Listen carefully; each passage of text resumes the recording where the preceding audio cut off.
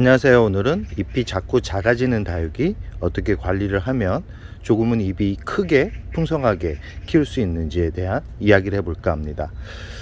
다육이를 키우다 보면 다육이가 나이가 들고 수간이 막혀가기 시작하면 다육이 얼굴은 조금씩 작아집니다. 그리고 나서 거의 항상은 줄기만 남게 되는데요. 그런 상황이 왔을 때 조금이라도 일찍 오늘 알려드리는 방법대로 관리를 한다 그러면 아마 성장기에 있는 그런 풍성한 얼굴을 만들기는 쉽지는 않겠지만 그래도 나름 풍성하네 라고 생각할 정도의 얼굴은 만들 수 있다라는 말씀을 꼭 드리고 싶습니다. 영상에 보이는 가을의 서리 철화를 잘 보시면 아시겠지만 잎이 아주 많이 작아졌죠. 이 다육이 목대를 잘 보시면 아시겠지만 거의 목질화가 완료된 상태입니다. 이런 다육이들 같은 경우는 나이가 있기 때문에 아무리 뿌리 관리를 잘 해준다 그래도 풍성하게 만들기가 쉽지 않습니다. 저 뒤쪽에 있는 수영 같은 경우도 잎이 많이 작아졌지만 그래도 예쁜 얼굴을 볼 수 있죠. 그러나 줄기를 잘 보시면 아시겠지만 목질화가 다 진행됐기 때문에 이런 다육이들 같은 경우도 예쁘게 키울 수는 있지만 풍성한 모습을 만들기는 쉽지 않습니다. 저 뒤쪽에 있는 대비철화 같은 경우도 잘 보시면 아시겠지만 잎이 많이 작아진 상태고 줄기를 보시면 아시겠지만 다 목질화가 진행된 상태입니다. 세 가지 다육이들의 공통점은 뭘까요? 바로 목질화가 된 다육이, 나이가 들은 식물들인데요. 이런 식물들 관리는 참 애매합니다. 관리하기가 좀 쉽지 않은데요.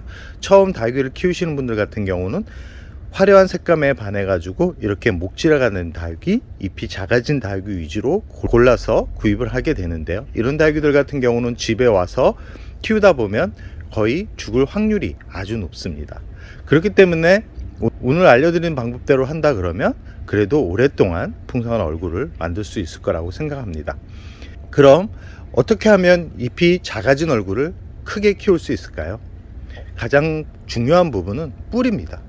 이런 다육이들 같은 경우는 줄기에 수간, 물이 끌어올리는 그런 공간이 많이 좁아진 상태고 상처를 입어가지고 막혀있는 상태입니다.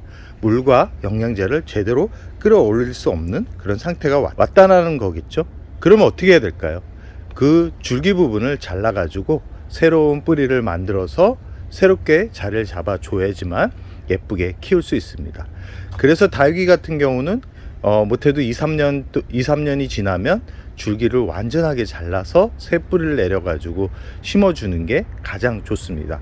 여기서 줄기를 자른다라는 거는 실뿌리, 굵은 뿌리가 아니라 이 지금 중간 부분에 있는 줄기 부분을 잘라가지고 뿌리가 아주 아무것도 없는 상태에서 뿌리를 내리는 겁니다. 중요하게 생각해야 되는 부분이 뭐냐면 줄기가 너무 두껍다 그러면 뿌리가 나기가 쉽지 않습니다. 뿌리가 나기 쉽지 않기 때문에 한 달에서 2달까지도 뿌리가 나지 않기 때문에 뿌리가 날 때까지 심어주지 않는 게 가장 좋습니다. 그러나 이 아무래도 상토 안에 뿌리가 들어가 있을 때 더 빠르게 뿌리가 나는 것은 맞기 때문에 상토 안에 심어줄 때는 물을 최대한 늦게 한 달 정도는 기다렸다가 물을 주는 게 좋다라는 말씀을 드리고 싶습니다. 이 줄기를 잘라서 새 뿌리를 내린다라는 것은 새로운 에너지를 얻게 만드는 그런 과정이기 때문에 지루할 수도 있고 기다리지 못해서 물을 줘가지고 결국은 무너져 내리는 경우가 많기 때문에 다육이를 처음 키우시는 분들 같은 경우는 이렇게 잎이 작고 단단하고 줄기가 목질화된 그런 다육이를 고르기보다는 초록빛 얼굴을 가지고 있는 어떤 다육이냐면 이 홍매화처럼 초록빛 얼굴을 가지고 있고 줄기를 보시면 아시겠지만 연두빛 색감을 가지고 있는 줄기를 가져가지고 얼굴을 만든 후 예쁘게 만드는 것도 괜찮은 방법이다 라는 말씀을 드리고 싶습니다.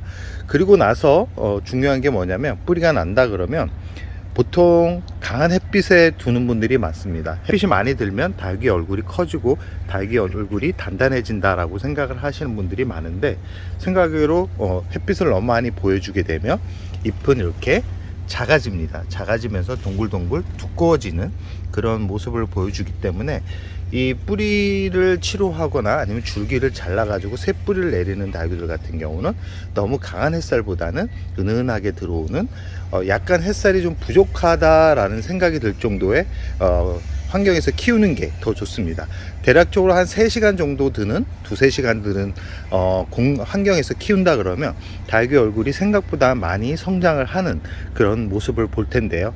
조금 아쉬운 점은 뭐냐면 햇살이 부족하면 지금 잎이 넓은 그런 닭귀 같은 경우도 잎이 두꺼워지는데, 햇살이 부족하면 닭귀 잎이 얇아지거나 줄기가 웃자라는 그런 부분이 발생합니다.